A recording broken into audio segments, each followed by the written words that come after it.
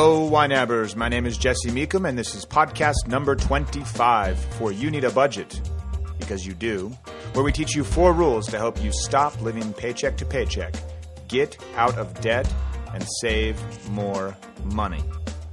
And pass that along to your kids as well. Today, I had a really cool conversation with a church group out of Idaho, where they've incorporated YNAB into their Bible study group. YNAB isn't gospel. Well, they've incorporated it as extra life lessons, not really so much about gospel. And I talk with them. We talk about how it's changed them, how they use it, curriculum they've built around it, and we also discuss what they'd like to see in the software as far as improvements go, and tacos. And I'll cut over to James and the church crew.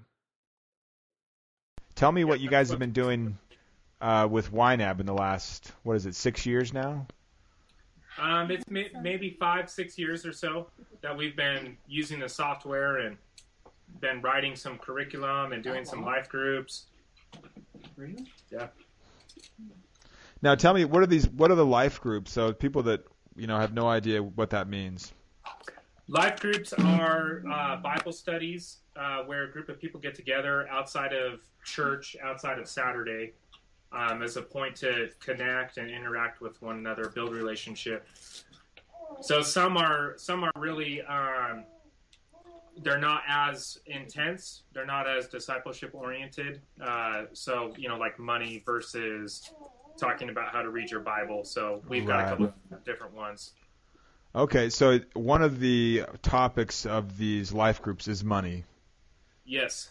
Okay, and you said you developed kind of a curriculum around it. Can you just maybe give me a brief summary on what your curriculum's like, and regarding the money portion at least? Well, what we did was we broke the software down into a couple different sections that we could actually teach through. So we broke it down into methods. We broke it down into software preferences. We broke it down into user preferences. And we kind of put that under the umbrella of what the Bible, what the Word has to say about what we're using our money on, and how that all relates to and why it's important. Great. That's awesome. So how many hours are you guys using as instruction just for teaching the money portion? We're taking anywhere between 10 to 45 minutes in the life group itself, just depending on what we're, the nature of the questions that are coming up, figuring out the kinks of the program. So. Gotcha. So does everyone come with a computer with the software set up, or are they just kind of getting instruction and they take it home? How does that work? No, we made it a requirement. Everybody would have to come with their computer, YNAB preloaded on it. Wow. So everybody purchased it. That's awesome. I of course love to hear that, but I don't think we've had anyone else say this is absolutely required. So that's pretty cool. Well, let me ask you. So you guys have been using it for quite a while. Does anyone in the group want to tell me? Well, let me ask you this, and anyone can just jump in that wants to answer. What were some glitches, like some hang-ups where you, or some reservations in the method, if there were any? Did you have a spot where you said, well, I don't know why we're doing this, or this is confusing, anything like that? Yeah, this is Aaron. When we first started doing YNAB, the big hang-up for my wife and I was actually the buffer. Getting a month ahead, just because we actually had been budgeting for years and had a lot of success with it. We just used paper. We didn't even use a spreadsheet. It was strictly paper. To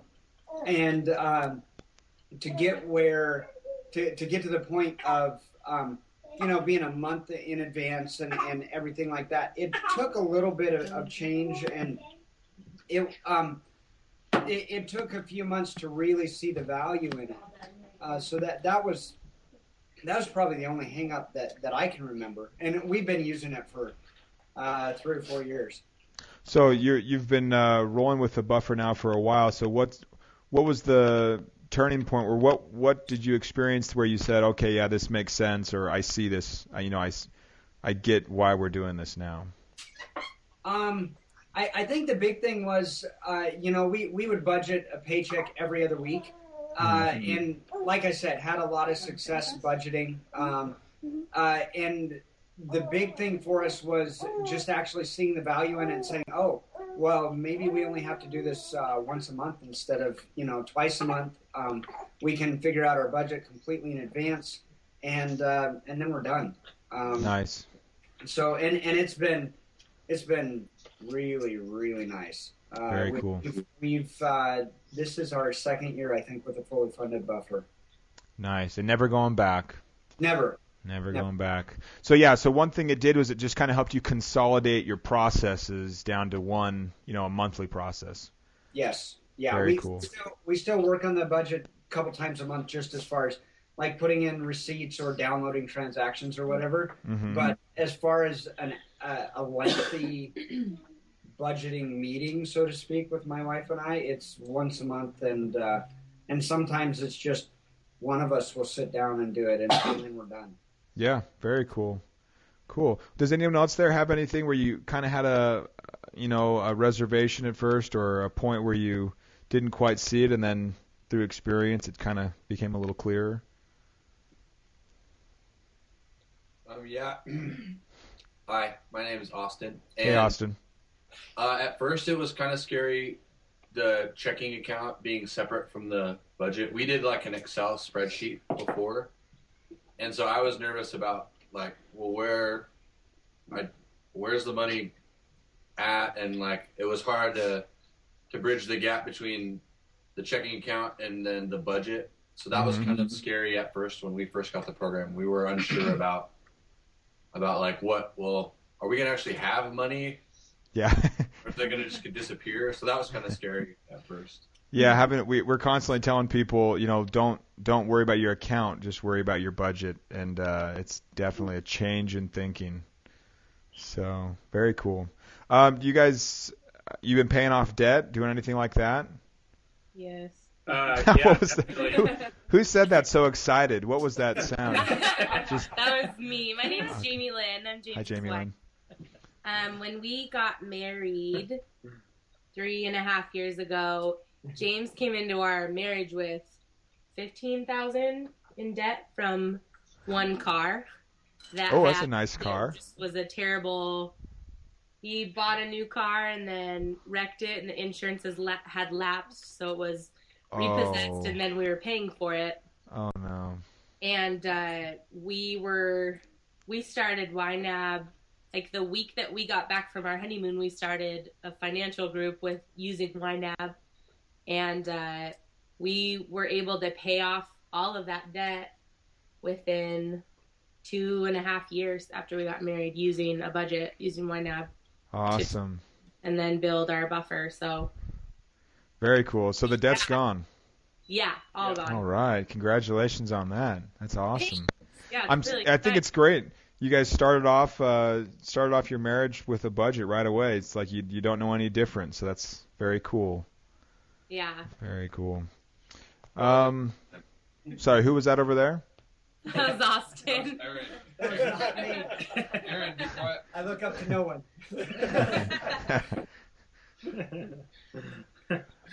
All right, very cool. Well, let me see here. Now, with as far as what we've been doing on our end to help you guys, is there anything that we could do? We're going to have a meetup of all the people that are on the YNAB team. They're all coming out here in about a week, a little week and a half.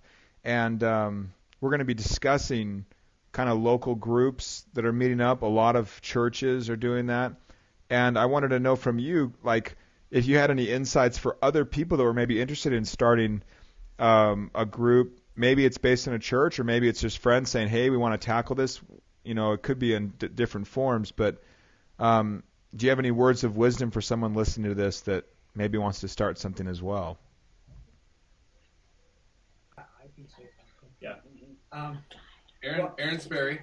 Well, one thing that I would say, well, a couple actually, that if you're going to be meeting in a group, it's of immeasurable value to be open with your money, so that other people are in it and know what's going on. Especially within the context of a church, but otherwise, so that other people can see where you're maybe missing the boat, or you're not thinking correctly, or because face it, one of the foundations of YNAB is just the philosophy. It's how you think about your money, and so being open with that and willing to receive input from other people is really invaluable.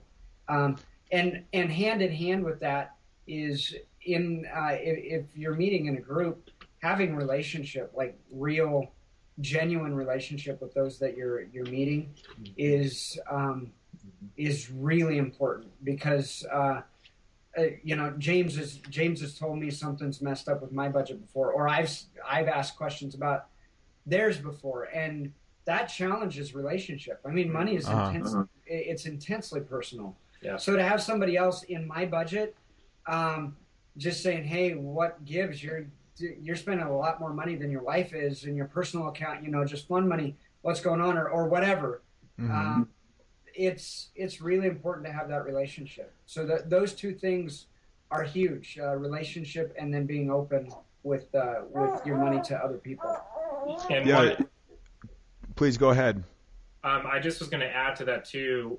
One of the things that's come up in the group, this go around particularly, we've been really tackling some major paradigms that people have in relation to money. One of them practically being debt, and just having the ability or the willingness for your perspectives and your paradigms to be changed by someone else is very difficult, and just requires just a number of different things to be present as you're dealing with your money. Some of them Aaron hit on, but that I would say is definitely important. Yeah, kind of going in with an open mind, saying, "Hey, I'm gonna be told maybe something that doesn't sit well with me right away, that I'll have to kind of let simmer and think on." That's awesome. Well, that's great. We have a few other groups, quite a few that are doing it, but you guys are doing it very formally, which is cool. And we're hoping on our end that we can kind of formalize it as well, where someone comes along and says, "Hey, I want to get started," and we can give them whatever we can. Is there anything that we could do from our side that would make your lives easier, since you've been doing it in this group setting?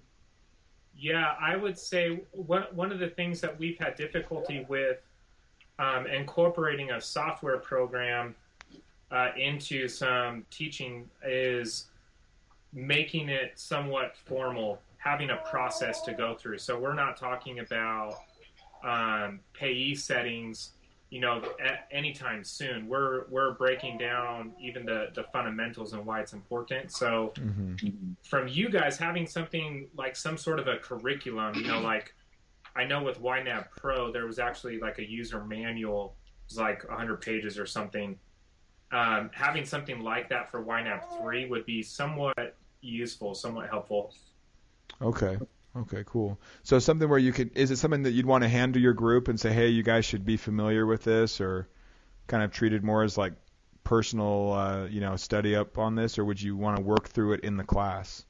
I would say both. Up front, people were purchasing the software program not even aware of what it was, and so I had a lot of questions as to, well, I use Quicken or I use Mint. Why is YNAB any better? So it'd be helpful to have something like, here's some prerequisites for YNAB. Here's kind of how YNAB wants you to think, and then from there, now if you're in the group, here's kind of how we're going to break down the teaching through the software over a number of weeks or a period of time. Gotcha. Okay.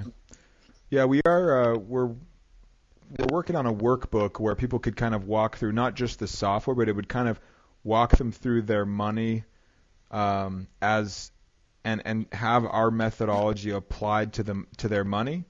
And then at the end, once that's applied, then we can say, okay, here's the software. It's more of an implement. at that point. Yeah. What we've been doing through this life group is we've been plugging in a lot of different worksheets. We basically been building a workbook as we've been going, teaching through the class. But we've been pulling in, things from Dave Ramsey. He's got a number of worksheets out there, and we've been utilizing some different things like that to help supplement what the software program is teaching, and also build on to really solidify certain paradigms and certain truths of finances for people. Gotcha. Okay. Well, that's good feedback. I appreciate that. Let's see how much time we've got here. Okay. On the one kind of final question, I guess, is I'm curious to know if you had a feature for the software that you just say, that if we did this, it would be, the end all be all. What would you pick as a feature? It doesn't have to be as a group. You don't have to have a consensus. I'm just curious to hear. If you could print money out of the program. Real money. Oh, real. Oh, okay. If you have the printer, we could do it, but I hear those printers are fairly expensive. So, I would say one of the features that would be nice is to automatically pull in information from your bank account instead of having to go out, download transactions, reconcile them, that whole thing. There's still some things required to reconcile all the transactions or something, but some way where it automatically pulled in. So, like let's say on our phone, for instance, we would know exactly where our bank account was at. Something like that would be a nice feature. Cool. Anyone else? Yeah. I'm going to go first, Aaron. Yeah. I thought it would be cool if when you're, for the budget values, you can do where you use the budget values from last month. Mm-hmm. I thought it'd be cool to do that if we could do that like to a percentage. Okay. One of the things that we did in the financial life group that was really impacting to me was doing the different budget values to a percentage. Like 10% of your money goes to tithe and 10% goes to groceries. So I thought that'd be a cool feature to have for filling in those budget values at like the beginning of the month. As far as the percentage go, would your denominator be what your available was at the beginning of the month, or would it be what your income was? What would be your denominator there? Like whatever the income was. We do a percentage of the income. That's what I was thinking. Okay. All right. My idea probably has more to do with my bank than the software itself. I use a credit union that really needs to get out of the dark ages when it comes to and so the only option is CSV, and it's far more practical for me to save receipts and put them in and then reconcile it. I will say this, just since using YNAB, we have been to the penny with what our bank says we have, which never happened when we just did budget on paper, even though we religiously balanced our statements. Nice. So YNAB has been a big deal there. We always know to the penny where we're at. Also, on that note, too, with the receipts thing, it would be really cool. Maybe this is like an ad on like 10 extra bucks or something, but to be able to have the ability to scan in like every receipt, because a lot of us save our receipts. So we have like a whole separate file system, and I'm sure you're aware there's lots of software programs out there that let you do that, but don't interface with YNAB. Right. So it'd be really nice for that. One other feature too, I think would be really helpful is the exporting inside of YNAB is exporting like whether we're going to print a month or print out. Maybe we filter through a bunch of transactions by the memo. When we go to print it, it prints to the PDF. And a lot of the data, the way that you see it in the program, is lost when it gets printed to the paper. Does that make sense? Yeah. So that would be something that would be really helpful. A lot of people have printed out their budget and have given it to me for me to look at, and it's very difficult for me to look through and see even like month to month, what was going on, and just the way all the data is laid out on the paper is kind of cumbersome. Gotcha. So just overall improvements to the printing yeah. would be okay. What about from the women? No women have told me a feature yet. Go. Being able to scan in receipts and search through them. Okay. I know for me, I put in for reimbursements for different things, and when I purchase something, we use the receipt to check to reconcile with the bank, and then we put it away because it's been entered, and then I have to go find it later if it's something that I have to reimburse for, and I have to look through all the paper receipts that we have. And so it'd be nice if there was a way, like James said, to scan in the receipts and then search through them. Gotcha. And be able to print those off again. That would really help. Okay. Anyone else? This is it. The buck stops here, so I get to yay or nay any feature. My wife's not here, Jesse, so I'll speak for her. Okay. I'm not going to speak like her. I'll speak for her. A button that the women could click that says "I told you so" or something might be really. Okay. And I told you so button. It's a horrible idea. Yeah, do not listen to that. That's pretty funny. One of the biggest challenges has been exporting from my bank account into YNAB. So maybe if it was done automatically, it would help. Okay. Yeah, that's been a big challenge for me. Okay. How many of you use phones, like an Android or an iPhone as well with YNAB?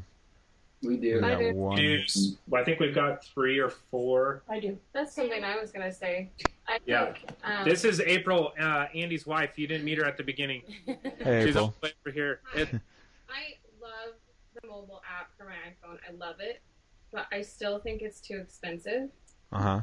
I would really love to see some sort of package deal where if you're buying the software, you get the app for free or for a less price, because until you start using it, you don't really understand why you want to spend that much on it. And it doesn't seem like a lot, but it is compared to other apps. Yeah, absolutely.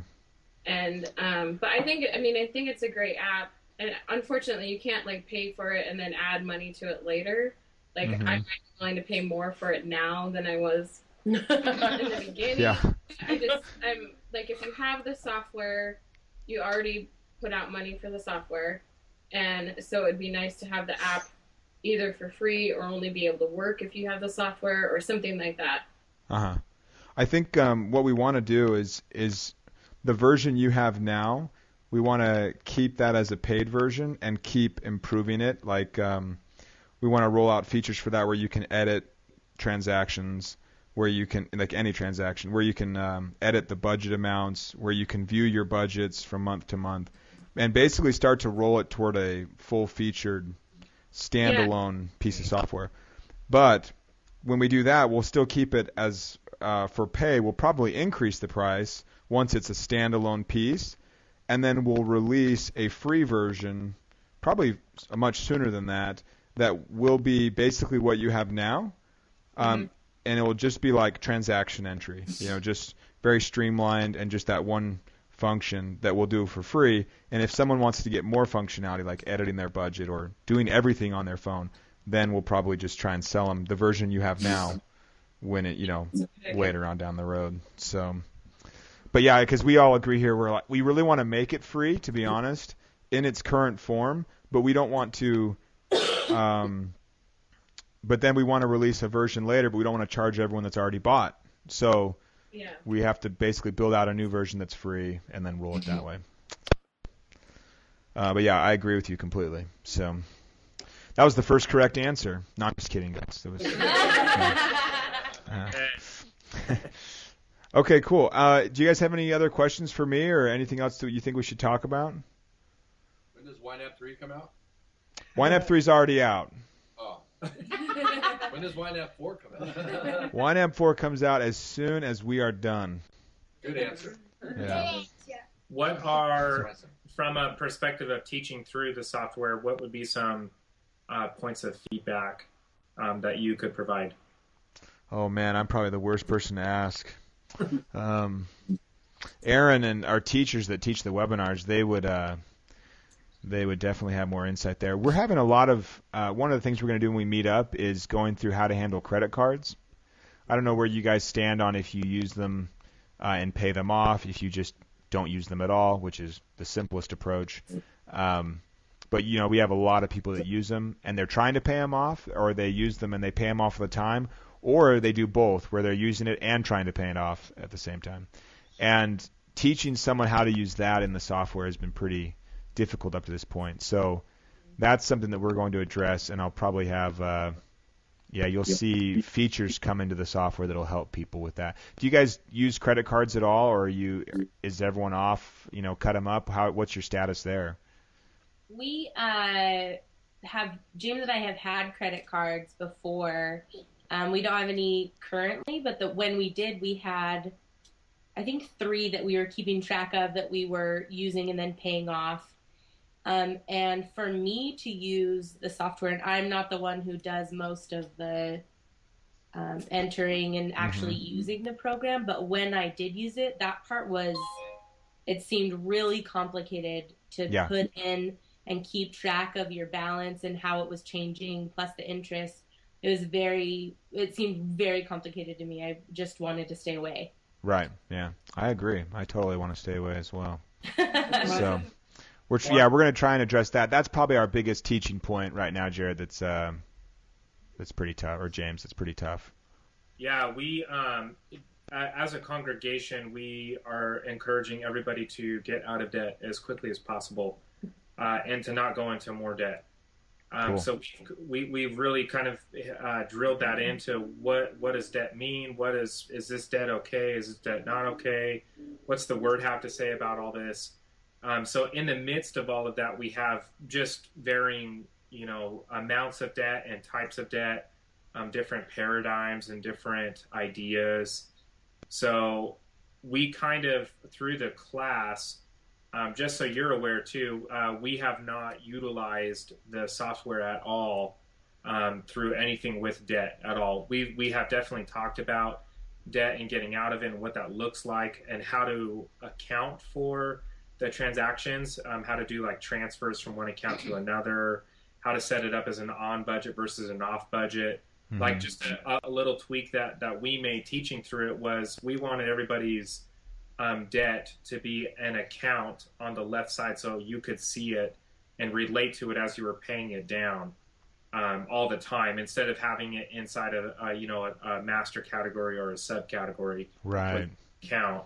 So we've kind of come up with our own way of adding some things that we want to teach into the software. Mm-hmm. Using it a little bit different, and that's been helpful to have the ability, the freedom to be able to do some of that. Very cool. So I'm glad you guys the flexibility is helping, so that's good to hear. It's always a fine line to walk between dogma and flexibility as far as the software design goes. So, well, great. Well, it's been fun to talk to you guys. I'm glad that I could join you for lunch. Sad I couldn't have a taco, but yeah, it was fun. I think we should do this again in another year and see how you guys are doing and what else we can do to help. And I love hearing feedback and seeing faces. So that was a lot of fun for me. Well, we need YNAB tattoos. Absolutely, or at least T-shirts, so removable. But yeah. I mean, come on. We should do T-shirts. Let me James, have me email Ann like sizes for everyone, and then we'll send some T-shirts. That'll be fun. Awesome. Thank you. All right. Okay, cool. Well, thanks, guys. Have a good Saturday, and we will talk to you later. All right. Thanks, Jesse. Bye. Until next time, follow YNAB's 4 rules, and you will win financially. You have not budgeted like this.